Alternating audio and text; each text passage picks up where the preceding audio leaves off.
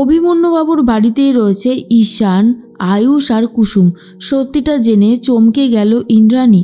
সম্পূর্ণ জানতে ভিডিওটিতে একটি লাইক করে দেখতে থাকো। গল্পের শুরুতেই দেখা যায় কুসুম নিজেও বুঝে উঠতে পারে না কেন দেবীমার ওপরে কর্তার এত রাগ। তার মধ্যেই চলে এসেছে ঈশান। রাগারাগি করতে করতে বলে, না না ভাইদা, আমি আর এখানে 1 মিনিটও থাকবো না। যেখানে আমার মাকে এইভাবে অপমান করা হয়, আমার মায়ের কোনো সম্মান হয় না, সেখানে আমি কি করতে থাকবো? আমি কোনোভাবেই থাকবো না। তখনই আয়ুষ ঈশানকে বলে, ঈশান তুই শান্ত হ, এই কারণটাই তো আমাদেরকে জানতে হবে, কেন কর্তা মায়ের ওপরে এতটা বেশি রেগে রয়েছে। এই কারণটা যতক্ষণ জানতে না পাচ্ছি, যতক্ষণ সলভ করতে না পাচ্ছি প্রবলেমটা, ততক্ষণ তো আমি আরও এখান থেকে যাব না। এখন আর বিষয়টা তোর আর অনুশ্রীর বিয়ে না, এখন এর বিষয়টা হলো মায়ের অপমানের কারণ, আর এটা আমাদেরকে জানতেই হবে। কুসুম তখন বলে, একদম ঠিক কথা বলেছে ছোট স্যার। ঈশান স্যার, আপনি ভেবে দেখুন, দেবী মা যাকে আমি পুজো করি, যাকে আমি সম্মান করি, ভালোবাসি, শ্রদ্ধা করি, তার মতন একটা মানুষকে কেন কর্তা সহ্য করতে পারছে না, এটা জানাটা খুব দরকার। আমাদেরকে চেনে না, জানে না, আমাদের এক কথাতেই কর্তা বিশ্বাস করে তার বাড়িতে আমাদেরকে আশ্রয় দিয়েছে। তার মন অনেকই ভালো, সেটা তো বোঝাই যায়, কিন্তু কেন এই সব কিছু হচ্ছে সেটা আমাদেরকে জানতে হবে, আর তার জন্য আমাদেরকে একটু ধৈর্য ধরতে হবে। কিন্তু ঈশান তখন বলে, আমি কোনো ধৈর্য ধরতে পারবো না। এই রকমভাবে আমার মাকে অপমান করবে আর আমি সহ্য করে নেব, সেটা কি করে হয়? সেটা তো মেনে নেওয়া যায় না জাদুকর। তখনই অনুশ্রী এসে বলে, আমিও তো বুঝতে পারছি না কেন বাবা দেবীমার ওপরে এত বেশি রাগ করছে। এই কারণ সম্পর্কে আমিও খুব একটা অবগত নই। ঈশান স্যার, আপনি একটু সময় দিন, আমি বরং একটা ব্যবস্থা করছি। কিন্তু ঈশান তখন বলে, না, আমার কোনো ব্যবস্থা করার দরকার নেই, আমি এখানে থাকবো না। যেখানে আমার মাকে এইভাবে অপমান করা হয় সেখানে আমি কেন থাকবো? কিছুতেই না। এই বলে ঈশান বেরিয়ে আসার চেষ্টা করে। রাতের বেলাতেই ঈশান বাড়ি থেকে অনেকটা দূরে চলে আসে। তখনই ঈশানের পেছন পেছন কুসুম, আয়ুষ আর অনুশ্রীও চলে আসে। তখনই আয়ুষ বলে, শোন ঈশান, পাগলামো করিস না। মাকে কেন উনি সহ্য করতে পারে না সেই কারণটা জেনে তার যদি একটা সলিউশন করতে না পারি তাহলে কি করে হবে? আমার কথাটা শোন, একটু ধৈর্য ধর, দেখ সব ঠিক হয়ে যাবে, আমি বলছি। তখনই ঈশান বলে, জানি না কি ঠিক হবে, তবে মায়ের অপমানের বদলা কিন্তু আমি নেবই নেব। এর মধ্যেই সবটা ভিডিও করে নিচ্ছিল কেউ একজন, কিন্তু সেটাকে এখনো পর্যন্ত বোঝা যায়নি। অন্যদিকে দেখা যায় কাকিমণি এখনও গ্রামের মধ্যেই ঘুরে ঘুরে বেড়াচ্ছে। দেবলীনার সাথে কথা হয়। দেবলীনা তখন বলে, তুমি আর ওখানে থেকেই বা কী করবে, চলে এসো, কোনো খবর পাওয়া গেল কি? কাকিমণি বলে, আমি বেঁচে আছি, এটাই হচ্ছে আজকের দিনের খবর, এই কথাটা শুনে রাখো। দেবলীনা বলে, ঠিক আছে, তুমি চলে এসো, তোমাকে আমি পরে কথা বলছি তোমার সাথে, বলেই ফোনটা কেটে দেয়।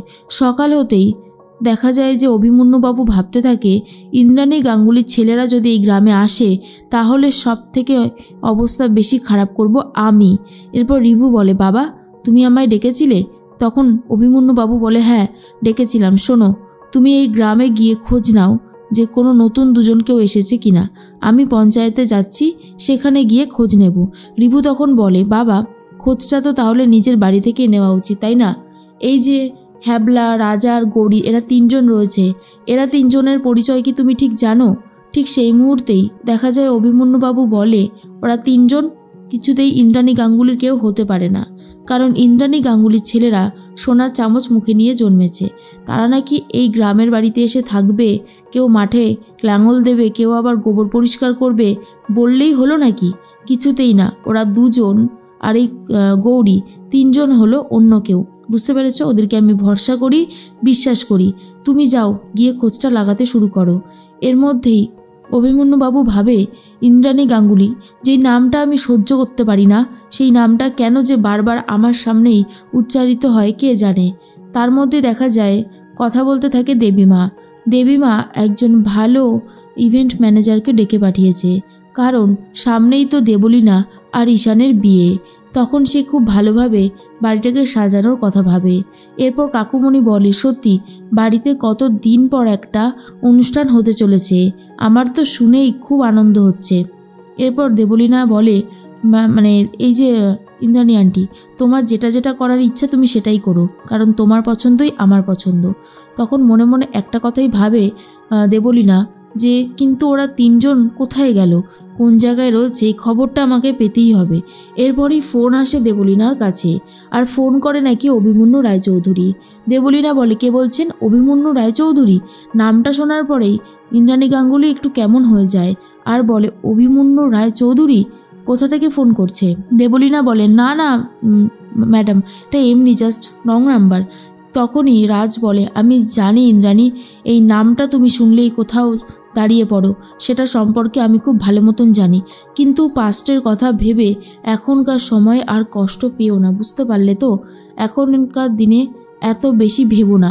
দেবলীনা তখন বলে, কি হয়েছে আন্টি? তোমাকে দেখে মনে হচ্ছে তুমি কি নিয়ে যেন খুব চিন্তা করছো।